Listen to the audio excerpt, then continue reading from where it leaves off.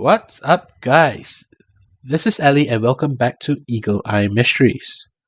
Today we shall be solving the case of the angry arsonist. Without further ado, let's begin. And now for a little backstory on our case. Attention all cars! Attention all cars! Firefighting crews have put out the blaze at Grimes Novelties and Gags. Arson investigation team report to fire scene immediately. Fire Chief Wu is on scene. A fire at Grimes Novelties. Sounds like the police think someone deliberately tried to burn down the store. Let's get over there and see if we can help out.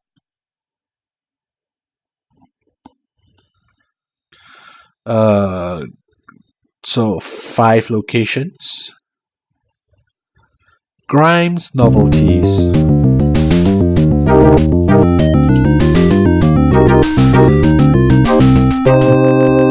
More locations. I do not remember this when I played the game long time ago. Poor Mr. Grimes. The firemen have done a good job of putting out the fire, but look at this mess.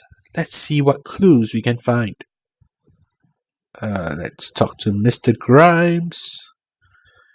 This is a nightmare. My entire stock of whoopee cushions have melted.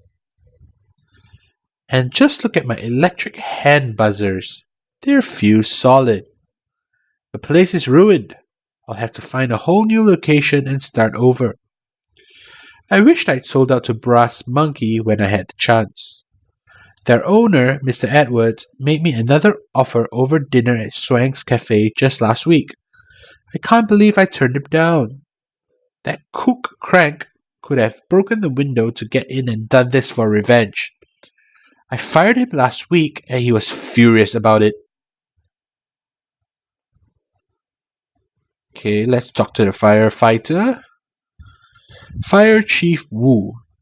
The fire started around 10 o'clock last night and the shop was empty, so luckily there were no injuries. But it looks to me that like this fire was deliberately set. My report will list it as a clear-cut case of arson. Okay, let's check the little bit of evidence around. A can of gasoline is sitting on a ruined case in the corner of the shop. The gasoline can is empty, but the smell of fumes is very strong. Good find, Ellie. The gasoline in this can was probably used to start the fire. I'll take it down to the crime lab and have it examined for fingerprints.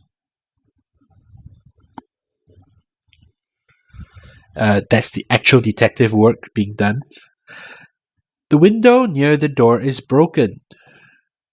The glass from the broken window is outside the shop. It looks as though the window was broken from the inside. There is a used matchbook by the door of the shop. The matchbook is from Swank's Hotel.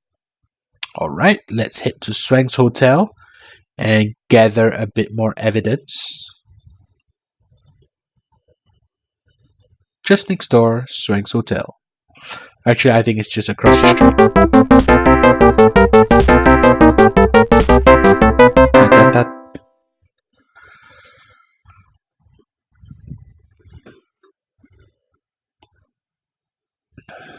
Swank's is a really fancy hotel. They have the best restaurant in town. It's also the most expensive place to eat in Ridgeview. Miss Case is the manager. Let's speak to Miss Case. I heard the fire engines last night toward the end of my shift. Thank goodness the flames didn't spread to our building. Mr. Grimes must be very upset. Ironically, he was having a late dinner here, right next door to the fire. He left here right around 9:30. If he had stayed just a little bit later, he would have seen the flames himself.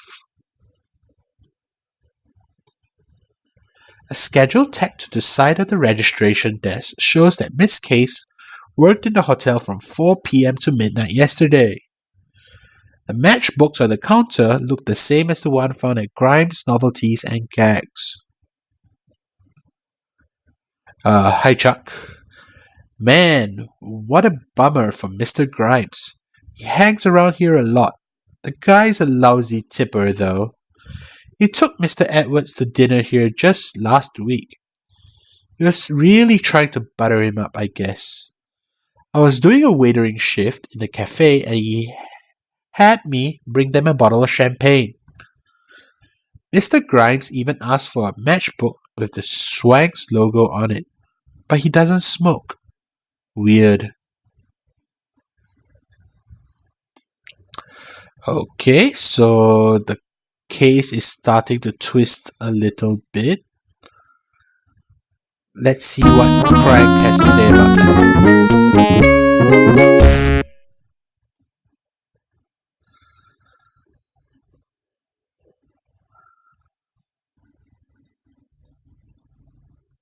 Everyone in Ridgeview knows Professor Crank.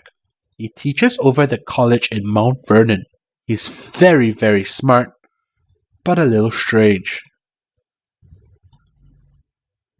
Well, what do you want me to say? Grimes was a cheapskate. I can't say I'm too sorry to hear he's having troubles. I worked part-time for him inventing new practical jokes until last week. Then he ups and fires me for no reason at all. Well, he told me that he was having financial troubles. I guess that's true. He hasn't sold many of my jokes lately. Crank's work table is cluttered with beakers and test tubes. What in the world is that? A bubbling beaker on the experimental table is labeled Instant Garden Slugs. Hey, come away from there, you two. That one's not patented yet. I was up all night getting just the right mixture of dehydrated slime and slug-textured instant gel for that project. It'll be a great prank if I can just figure out how to get them to squirm after you add water.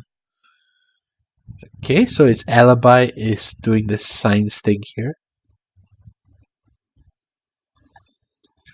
2 more locations to hit up.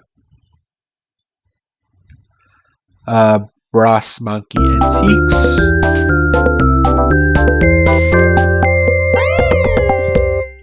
And we'll wrap up at the police station where she'll accuse our arsonist. Mr. Edward owns the Brass Monkey Antique Store. Let's ask him if he knows anything about the fire. Mr. Edwards.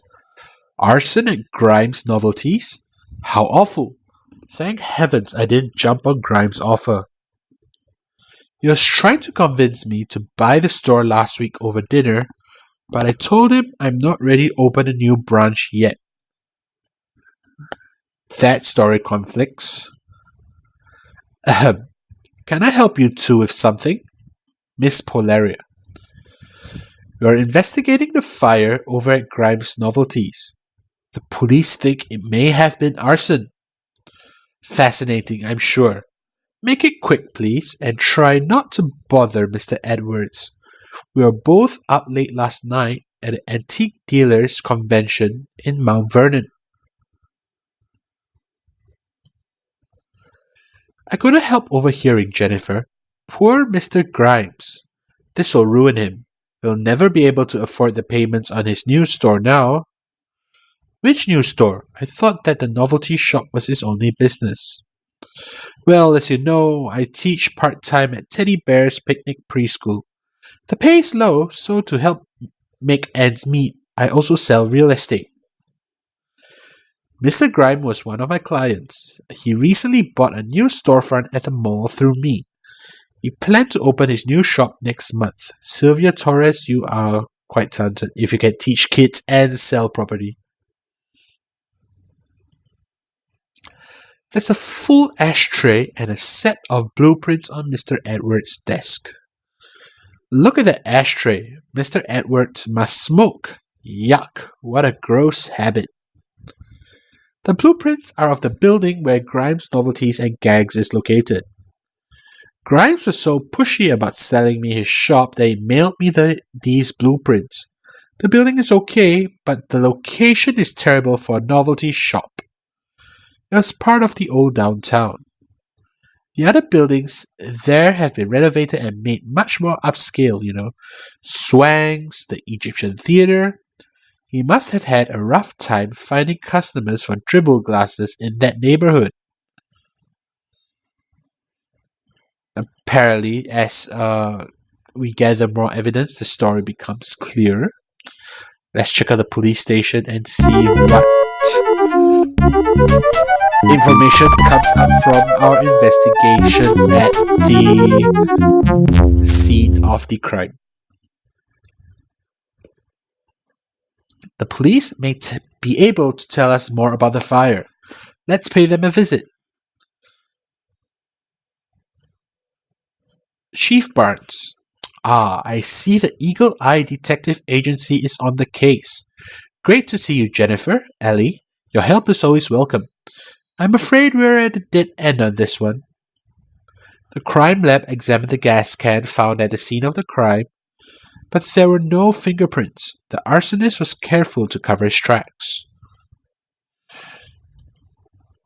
The police computer shows the results from the crime lab.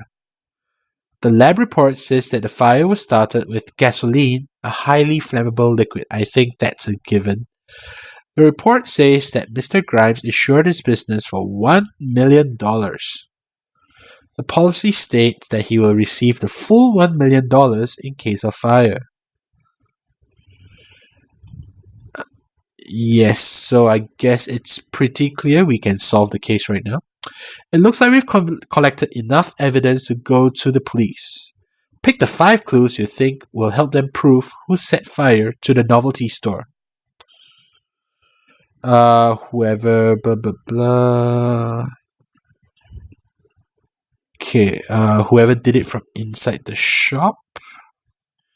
I guess that's important.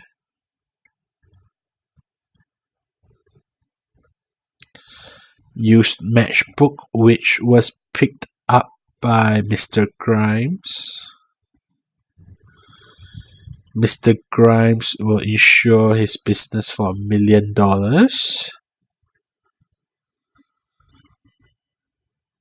I think this will be good. Those are the clues we need. Now point to the person you think is the arsonist. And the arsonist is, unfortunately, Mr. Grimes.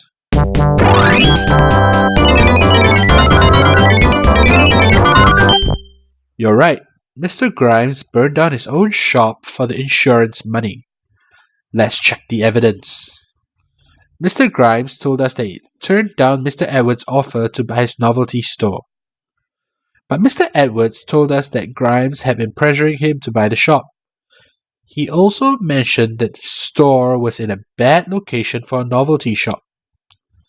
The window by the door at Grimes was broken, but the glass was outside. Whoever broke that window was already inside the shop. Chuck told us that he gave a Swanks matchbook like the one found at the scene of the crime to Mr. Grimes the day he took Mr. Edwards to dinner. Miss Case mentioned that Mr. Grimes was at a Swanks having dinner just before the fire. Swanks is right next door to the novelty shop. When we ran into Sylvia Torres, she told us that Mr. Grimes had bought a new storefront at a mall from her. This was before his old shop burned down. At the police station, we found out that Mr. Grimes had insured his business against fire for $1 million. You figured it out. Mr. Grimes burned his own shop down so the insurance company would give him the money he needed to pay for his new shop in the mall. And did you see this afternoon's Courier? That arson case is all over the front page. They even tell about how Ellie was the one who cracked the case. That was clever, figuring out that the window must have been broken from the inside. Let's put the article in our scrapbook. Ridgeview Courier. Grimes tortures own novelty store for insurance million. Ellie's investigation put all the pieces together for us, said Police Chief Barnes. Grimes must have figured that he could get more for his shop from his insurance company than he could by selling it.